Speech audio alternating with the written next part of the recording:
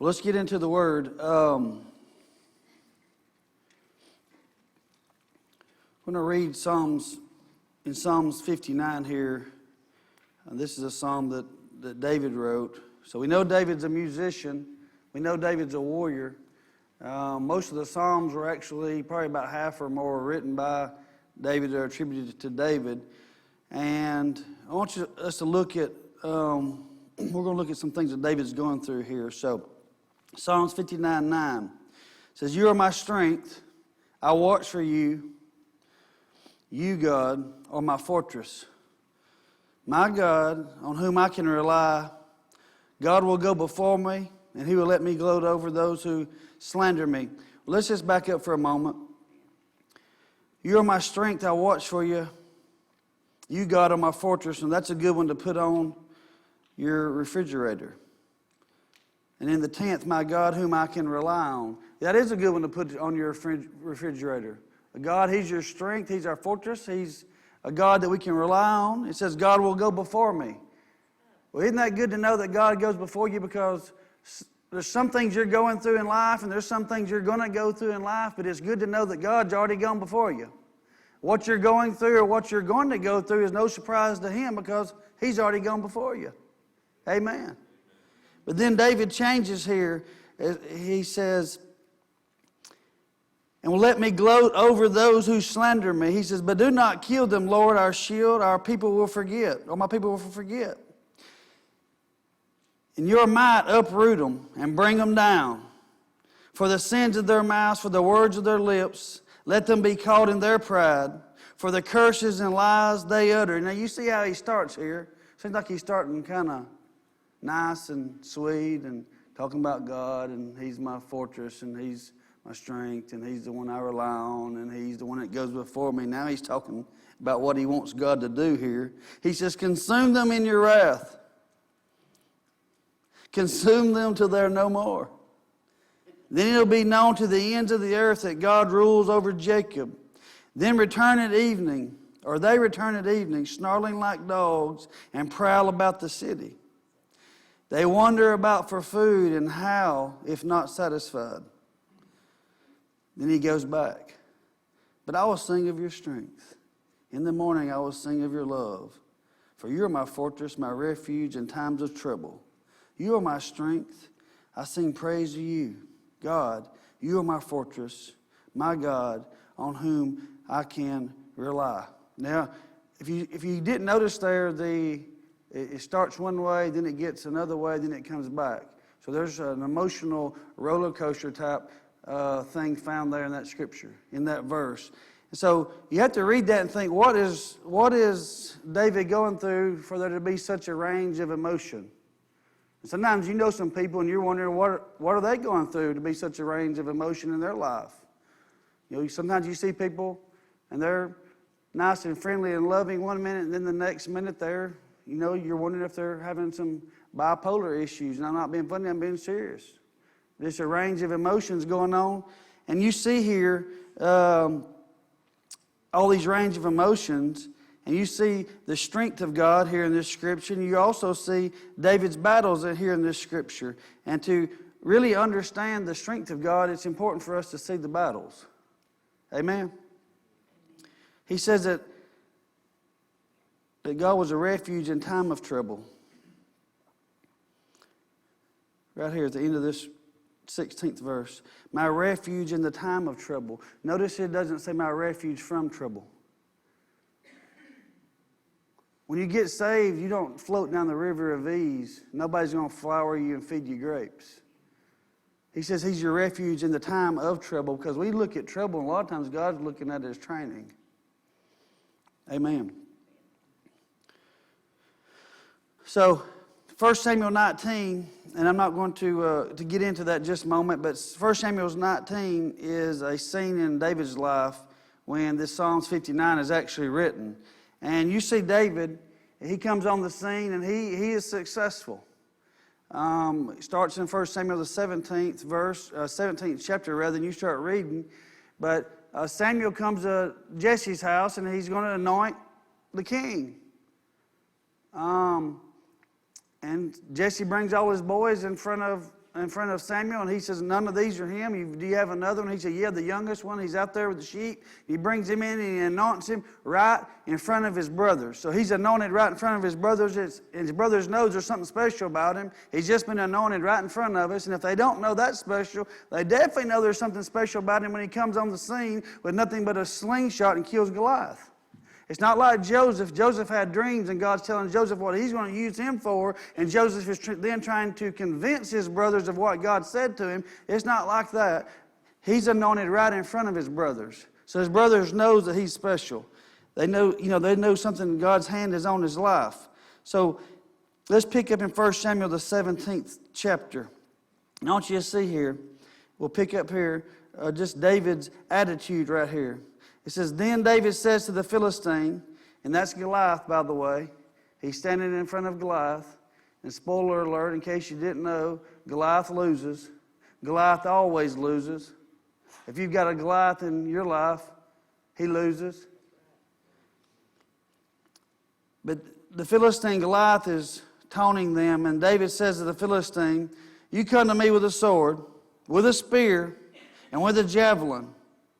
But I come to you in the name of the Lord of hosts, the God of the armies of Israel, whom you've defiled. It says, this day the Lord will deliver you into my hand, and I will strike you and take your head from you.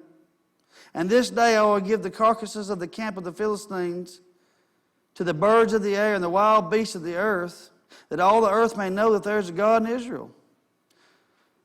Then all this assembly shall know that the Lord does not save with a sword and a spear, for the battle is the Lord's, and he will give you into our hands.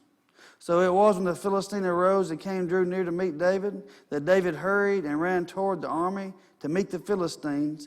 Then David put his hand in his bag, took out a stone, slung it, struck the Philistine in his forehead, so that the stone sunk into his forehead, and he fell on his face to the earth. So David prevailed over the Philistine with a sling and a stone. He struck the Philistine and killed him, but there was no sword in the hand of David. Therefore David ran, stood over the Philistine, took his sword, drew it out of his sheath and killed him, cut off his head with it. And when the Philistines saw that their champion was dead, they fled. Does that remind you of a song we just sang? Amen. Their champion was dead. Our champion's alive and he's well able. Amen. But I want you to see here, when David, before he goes into battle, he's already declaring victory before he even goes into battle. And many times we're going to wait till we declare victory after we see the victory. That's what the rest of the Israelites did. They weren't claiming victory until after they were victorious. But David's not only talking it, but he's walking in it. He's got a confidence out there that he speaks with, and then he walks in. He's declaring victory before the battle. That's something, that's worshiping. That's serving God. That's staying connected to the vine, like we talked about on Wednesday night.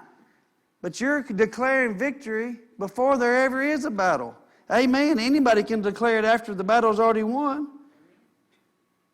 So we want to praise God for the outcome, but here's what we've got to learn to do. We've got to learn to praise God for the promises that we've yet to see. Because God's faithful, and His Word never returns void. His Word has already been forever settled in heaven. Praise the Lord. Thank you, Jesus. So David's victorious, and he kills Goliath. Saul takes him in. They go out and they finish fighting with the Philistines, and there's always battles going on, and anyway, they absolutely just devastate the whole Philistine army. And so in the 18th chapter of 1 Samuel, you'll see here where they're coming back.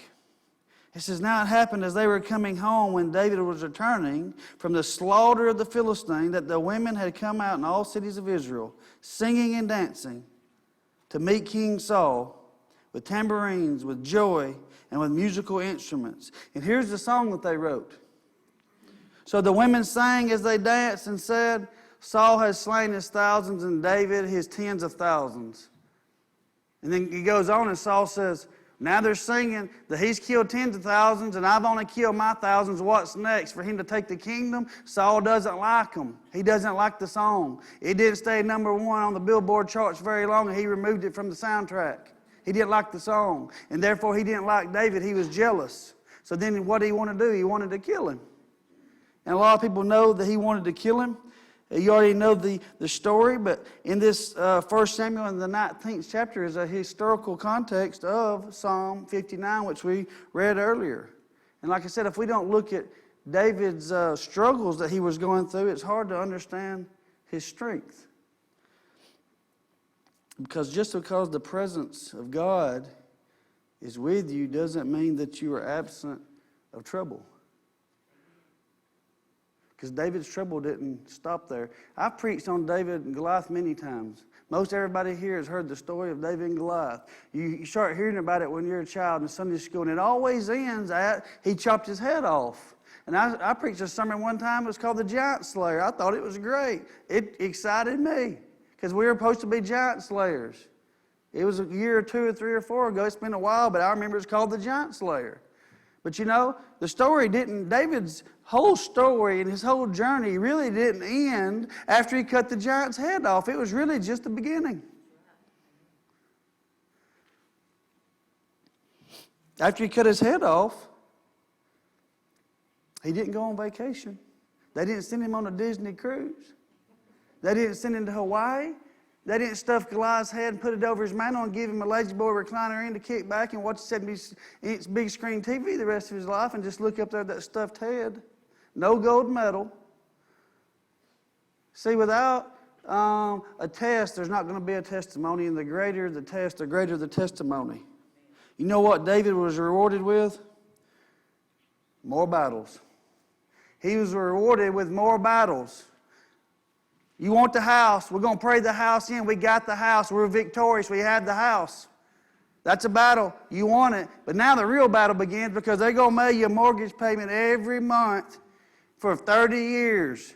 And they're going to mail you a power bill, and they're going to mail you a water bill. And somebody's got to cut the grass, and when the roof's leaking, somebody's got to fix it. You're going to have to pay somebody to fix it. There's things that go on inside the house. See, it looks like it's all fun and games. You move out of mom and daddy's house, and hey, take them biscuits, soak that gravy up as long as you can, let me tell you. Because when you move out, now it's real. Because the bills keep on coming. Life's real. Appliances break down. Things happen. See, it's like you're rewarded with more battles. Oh, I want to be a manager. I want to be a manager. I'm praying in the manager position. Oh, I got the manager position. Now I'm over 20 people. 20 people who don't want to work, but they want to get paid. 20 people who have issues. 20 people who show up late to work more times than they show up on time. And 20 people that's always got an ailment and always sick. Oh, I prayed her in. The woman of my dreams, I got her. I prayed him in, I got him. Now it's real. See, you didn't know she left the cap off the toothpaste when y'all were dating. Not that I would bring up anything petty and small like that. But it'll drive you nuts sometimes. You didn't know she couldn't cook as good as you thought she could. She looks a lot better than she cooks. And that's okay. You need to do one or the other. Cook good or look good. I can do both. Okay. Just moving on. But you didn't know these things that say you got her, but now you got her. Now you got it all. See, now you're sitting there when she's waking up and hair's like this, no makeup on, you're like, whoa. But she's seen some things about you too, because you're a slob. You throw your clothes around everywhere. You burp. Sometimes you let it fly out the other end. Like, what in the world have I married? Some kind of animals raised by a pack of wolves. But you got him. You won that battle. Go over there to eat at his family's house. I got a bunch of backwood rednecks over here. But you go over to her house and they a bunch of rich uppities. Can't sit on the furniture. I've married into this family. I married into that family. I mean, they just cuss right in front of the kids, smoke in the house. We can't even sit on your family's furniture. I mean, that's not my life. I'm just saying that happens. You know, crazy mama-in-law, crazy daddy-in-law, you know. You didn't realize you got the whole family when you got married. In other words, you won one battle, but now the real war is breaking out. I'm just preaching the Bible. Because David won the battle, but now the war has begun. Now another war broke out. It says 1 Samuel 19, chapter 8, verse, and there was war again. And David went and fought the Philistines and struck them with a mighty blow, and they fled from him. War again. It's interesting that Saul doesn't like David, but Saul is sending out David to fight for him. See, people will send you to do stuff for you when they are secretly hating the threat that you present to them. He tried to kill him another way. He said, I'll give you my daughter's hand in marriage.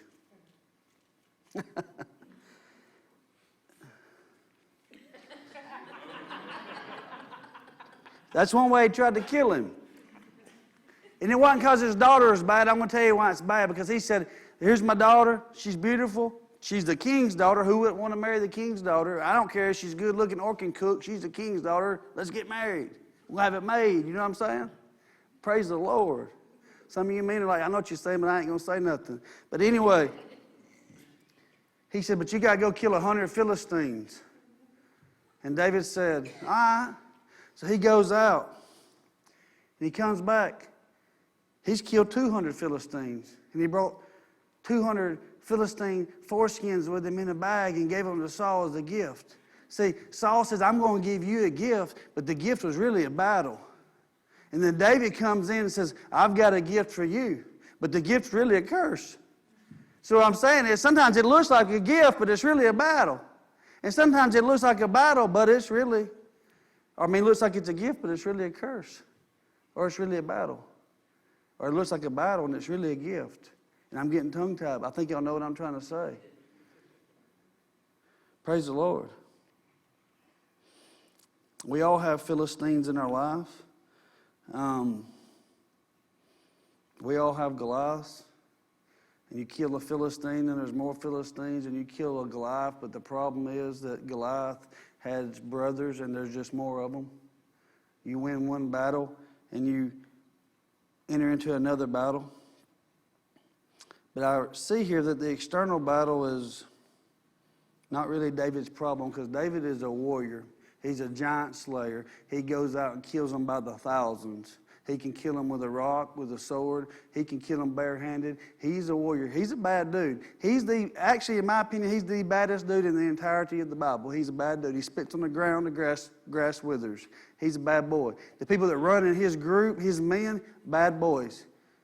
David was the greatest king that Israel ever had, in my opinion. He's a warrior, but he's also a worshiper. Amen. Be like David. He's a warrior, but the battle wasn't, the battling against the Philistines wasn't the problem, because I don't see David's problem as being a problem that's with them. I see the problem, his battle, being within him. So his greatest battle was within himself, and our greatest battle is within ourselves.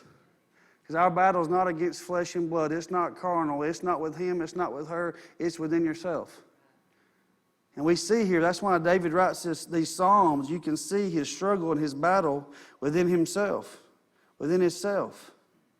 It says there was war again. David went out and fought the Philistines. So he wins a battle. He wins a battle. But while he wins this battle, now there's another battle being waged literally while he's on the battlefield. So he's winning in one hand, and it seems like he's being blessed in one hand, but now there's a battle in the other hand. It says that while he's battling, he comes in from battle. After he's been successful, now there's a distressing spirit from the Lord that came upon Saul as he's sat in his house with a spear in his hand. And that's when he called David in to come play the music. But Saul's sitting there with a distressing spirit. He's crazy. He's sitting over in the corner with a spear. He's wanting to kill David. So David's gone out and he's been blessed. He's defeated the Philistines. Then he comes in. Now he's having to play a harp for Saul, and Saul's wanting to kill him. He's got a spear in his hand. Like I say, sometimes you feel like you win this battle only to find out hell's broke loose in another area in your life. You know, me and my wife got this thing patched up, but then just the next day, I do something stupid or something in the past gets brought up. Now, there's another battle. You know what I'm talking about? It seems like you win one and then another one breaks. You get one thing fixed, and now the refrigerator's broken. Because see, Satan's coming every day. He doesn't go on vacation. He's the thief. He comes to kill, steal, and destroy. There's a lot of Philistines in your life. There's a lot of Philistines in my life. And David is sitting here, and he's serving someone who is actually threatened by his potential. Have you ever experienced that before? When you're at work, you're at a job, and you've got a manager, but the manager's boss sees potential in you, and your manager doesn't like it perhaps because there's some potential in you, and they feel threatened by you. Man, people's experienced these things. You know what I'm talking about. You'll see it in all different types of areas. But that's where David's at. He's serving a man that's threatened by his potential, and he's sitting in a room. Saul is distressed, crazy, and he's trying to fix this problem for himself. See, he takes matters into his own hands. Saul is trying to fix this problem himself. And by taking the matters into his own hands and fixing the problem for himself, he actually ends up creating the result that he had feared the whole time. And there's a good lesson in that. Taking matters into your own hands. If you could do it, you'd have already done it. If you could do it, you wouldn't be in the position in that you're in. You need to take it out of your hands and put it in His hands, the Father's hands. Amen. So David, the sermon title today is Spears and Strings. Spears and Strings. And David, he was good with a slingshot, we know that. He was also good with strings because he was a musician and he played music and it soothed Saul. David was good with a slingshot. He's a good warrior. He was good with strings. That means he was a worshiper. He was a warrior and a worshiper. It says, then Saul sought to pin David to the wall with his spear, but he slipped away from Saul's presence, and he drove the spear into the wall. So David fled and escaped that night. Later on that night, after his bedtime, they made it look like David was in the bed asleep, but he really wasn't there, and he escaped Saul's presence. But I want you to see here, this is important. The distressing spirit from the Lord came upon Saul, and he sat in his house with his spear in his hand. And David was playing music with his hand. So who is Saul fighting here? So he thinks he's fighting David. But the problem's not with David, the problem's within himself. See, I've lived like Saul before, and I thought my battle was against someone, or I thought my battle was against something. I thought my battle was within, but really my battle was within. And I want to be like David, but I see myself as being more like Saul than like David in the majority of my life. Saul's trying to kill what God's trying to use. And I've seen myself trying to kill things in my life that God was trying to use in my life.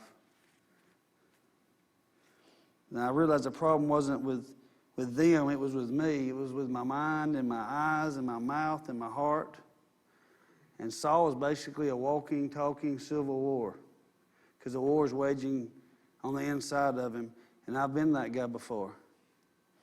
When the battle was on the inside of me, and I tell you what happens was when the battle's on the inside of you, you take it out on your closest available target. You'll take it out on your wife. You'll take it out on your husband. They didn't do anything to you. The battle's not with them. Saul's battle wasn't with David. The battle was within. He was just taking out on David because David was his closest available target. And I used to take things out on my wife. I've seen other husbands and wives take things out on their spouse. You see parents taking things out on their kids, and it's not that they don't love their kids, it's just that they don't love themselves. And you can't love your kid the way God intended you to love your kid until you first love yourself. And you won't love yourself until the love of God abides in you and you know that you're a son or a daughter of God. Amen. And that's what I was missing, the love of God abiding in my heart. I couldn't love others the way that I needed to love others until I accepted the love from the Father. See, I had hated what I become, but He'll allow you to hate what you become so you'll become. Let me back up. He will allow you to become what you hate so you'll hate what you've become.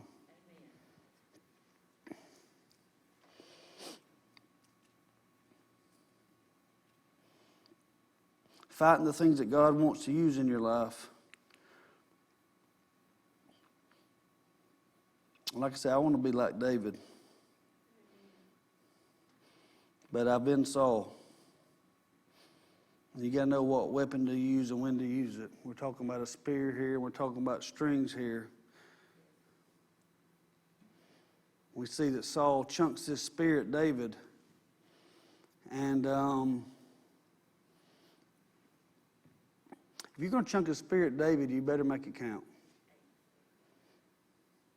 Because he don't miss. He hits you right between the eyes with a rock.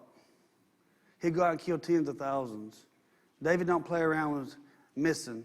He's a warrior. He's a mighty warrior. He doesn't miss. You throw a spear at him, you need to make it connect. But what's amazing here, and what I read in the story this morning, is David didn't pull the spear out of the wall and he didn't throw it back at Saul. It says Saul's hand was on the spear and David's hand was on the harp. He just kept his hand on the harp. And Saul's chunking a spear at him, and David's hand's on the harp. Think about this. He's got a reputation. They're singing songs about him. You've killed tens of thousands. He's known. He's just gone out and brought the foreskins of 200 Philistines in and gave it to Saul. He's a bad dude. He's the baddest dude really walking the planet Earth if you want to know the truth. But now somebody's throwing a spear at him, and he's just over there strumming on a harp. You know, some people in here have reputations. You quick to fire some shots. You quick to punch somebody out. You quick to do this or do that. But now somebody's up in your face saying something about you, letting you have it, throwing spears at you. What you going to do, David? He just had his hand on the harp. I read Facebook posts sometimes, and boy, I fire it back in my mind. I don't type it and hit send. I never do that. I've typed a few things in my life, but I didn't hit send. But I wanted to. I wanted to pull the javelin, the spear out of the wall, and I wanted to chunk it back. And I can tell you, I can chunk it back way better than they can chunk it because I'm pretty quick-witted. I can come up with some quick, smart alecky marks in a big, fast, and a hurry. That's my close friends that know me. I'll mess with them. I don't get on Facebook and mess with people I don't know and tell them how ignorant they are. I just think it. But you know what I'm talking about. Getting on Facebook and firing back some shots. Here's the thing. You can't fight fear with fear. You can't fight anger with anger. When they're throwing the spear, you can't throw the spear back. That would be fighting a spear with a spear. You can't fight bitterness with bitterness. You can't fight backbiting with backbiting. You can't fight sin with sin. And he's just back there playing that harp. And I see David playing the harp. I mean, think about it. I don't have a spear. Boy, I wish I had one. Y'all can imagine what a spear looks like. Big old wooden stick with a sharp metal point on it that you can chunk and kill. People still spear hunt. But let's just say we're going to get into a fight and somebody shows up with a spear. I don't have a harp, but I've got a guitar. Now, if I walk up with a spear and say, let's get it on, is that going to be more intimidating than if I walk up and go, you want some of this? I'm going to whop you across the head with these strings. Oh, ooh, that's scary, isn't it? Not the harp, but that's what David's hand was on, while Saul's hand was on the spear. chunking spears at him. Chunking a spear at the very thing that God was trying to use.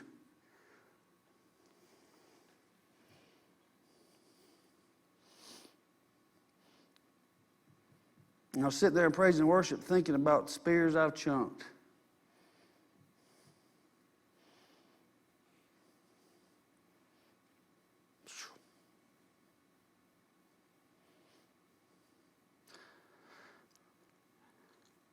Yeah. Thinking about spears I've chunked at the very thing that God was trying to use in my life. And I threw a lot of, that's tough. That's tough. I've thrown a lot of spears at her. I threw a lot of spears at her early on.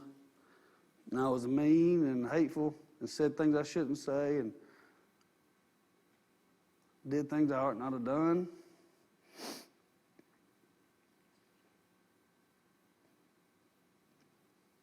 And threw spears, and threw spears, and threw spears, trying to kill the very thing that God was trying to use in my life. And she never pulled the spear out of the wall, and she never threw it back at me. She just stayed behind the harp. She just had her hand on the harp, and I had my hand on the spear. And I didn't really realize that until I was standing right there and we were singing this morning. And I realized that I was Saul for a long time. And David just ducks, but you got to think, who's got the upper hand here? Saul with the spear or David with a harp?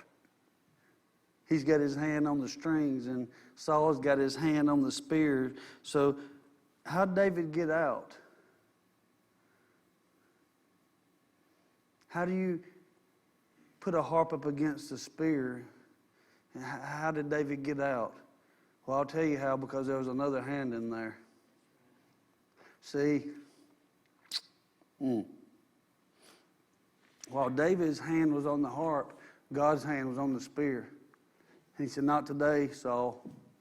Not today. Not this one. This one's mine. This one's anointed.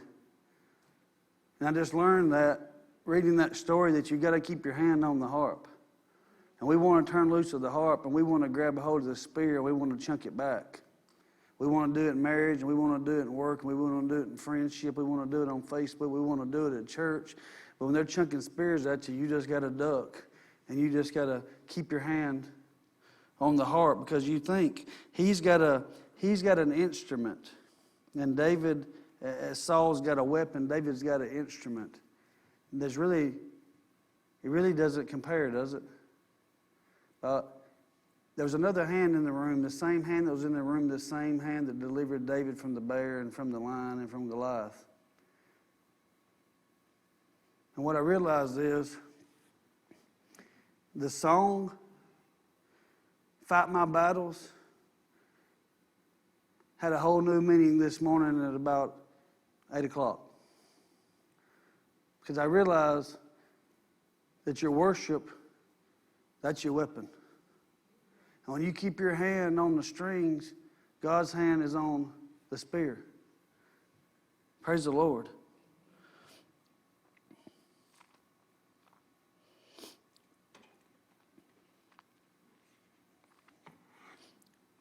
What does that mean for you? Well, it means a lot, because David's name means beloved, and guess who you are? You're the beloved.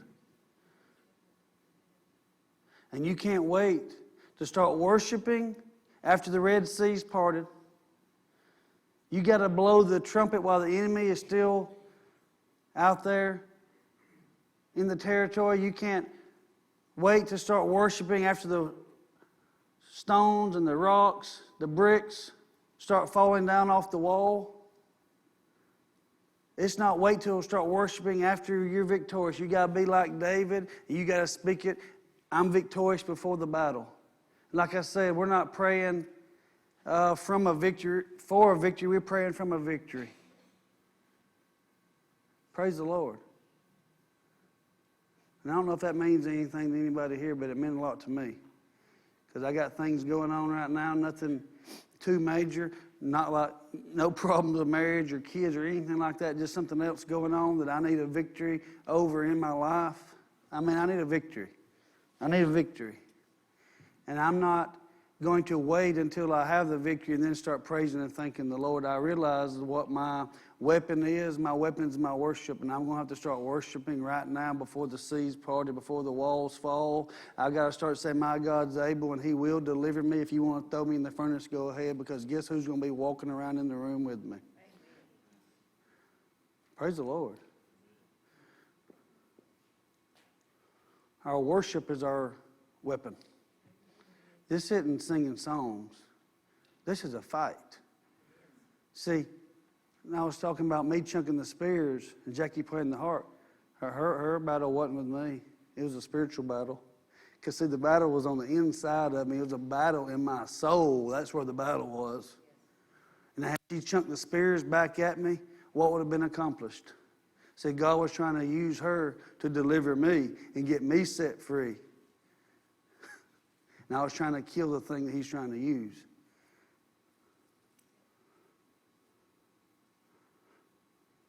Praise the Lord. Don't kill the thing in your life that God's trying to use. So I come in here last minute this morning and asked them if they'd sing the song, "This is how I fight my battles." So praise team, y'all come on up. And this is how we're going to end service today.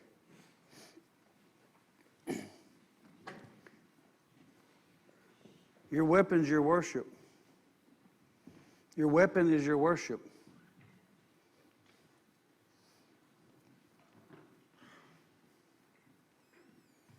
And the battle's not flesh and blood. The battle's not carnal. And I also want you to remember, your weapon's your worship. To worship God. See, it's easy to worship when you're on top of the mountain and the sun's shining, isn't it?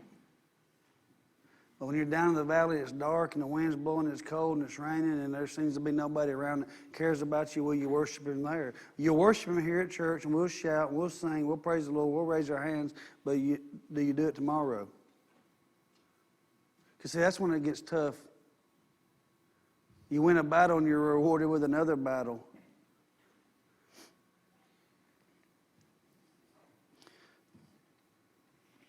And I don't really have an ending to it. I feel like you need to be the ending. What I mean is your worship needs to be the ending of the sermon today. I like to bring it full circle. I think us worshiping is bringing it full circle.